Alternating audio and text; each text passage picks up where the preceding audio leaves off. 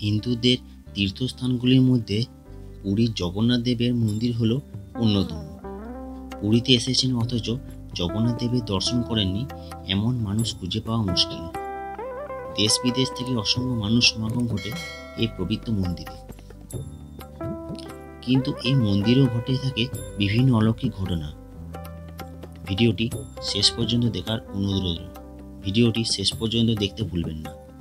মন্দিরের চূড়ায় যে পতাকা রয়েছে তা সকালে প্রতিদিন লাগানো হয় ও সন্ধেবেলায় খুলে নেওয়া হয়। একদিনও নিয়মে ব্যতিক্রম হলে পরবর্তী 18 বছর মন্দিরের পূজা বন্ধ থাকবে। পৃথিবীর বেশিরভাগ হিন্দু মন্দিরে উপোস করে অর্থাৎ কিছু না খেয়ে পূজা অর্চনা করার বিধান রয়েছে। কিন্তু পুরীর জগন্নাথ মন্দির এমন এক মন্দির যেখানে রীতি অনুযায়ী খাওয়া দাওয়া করার পর পূজা অর্চনা করা হয়। সাধারণত দিনের বেলায় সমুদ্রের হাওয়া তটের দিকে আসে, সন্ধ্যের সময় তটের দিক থেকে সমুদ্রের দিকে হাওয়া চলে। কিন্তু পুরীর ক্ষেত্রে এর বিপরীত ঘটে থাকে, অর্থাৎ সকালে তটের দিক থেকে সমুদ্রের দিকে হাওয়া চলে এবং সন্ধ্যায় সমুদ্রের দিক থেকে তটের দিকে হাওয়া বইতে থাকে। পুরীর এই বিখ্যাত মন্দিরে জগন্নাথ, বলরাম ও সুভদ্রার 3 জনের বিগ্রহ কাঠের তৈরি।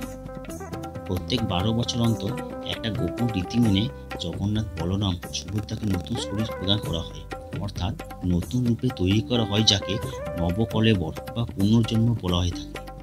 এই মন্দিরে বড় রহস্য হলো সিংহদ্বারের সিঁড়ি।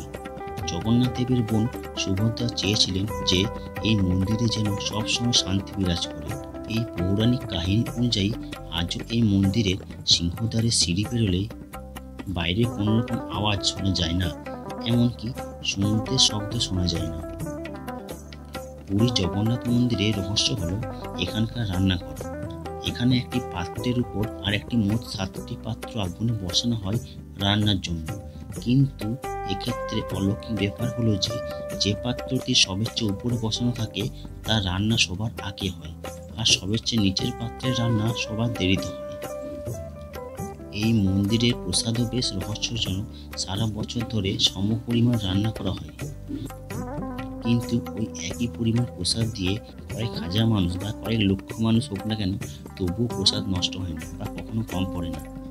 পুরীতে নদীর কোনো চিহ্ন মাত্র নেই, কিন্তু আপনি হয়তো শুনলে অবাক হয়ে যাবেন, পুরীর জগন্নাথ মন্দিরের রান্নাঘরে গঙ্গা নদীর প্রবাহ রয়েছে।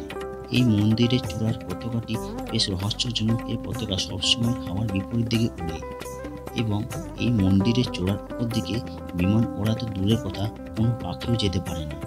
এই অলৌকিক রহস্যের সমাধান আজ পর্যন্ত পাওয়া যায়নি।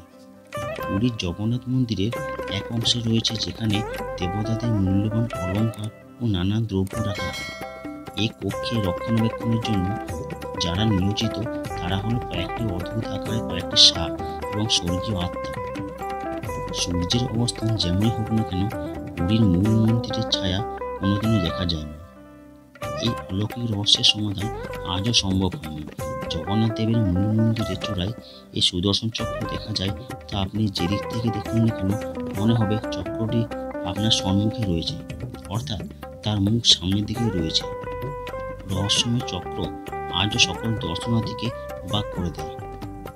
এই ছিল প্রসিদ্ধ পুরীর জগন্নাথ দেবের 10টি অলৌকিক রহস্য। ভিডিওটি ভালো লাগলে চ্যানেলটি সাবস্ক্রাইব করুন।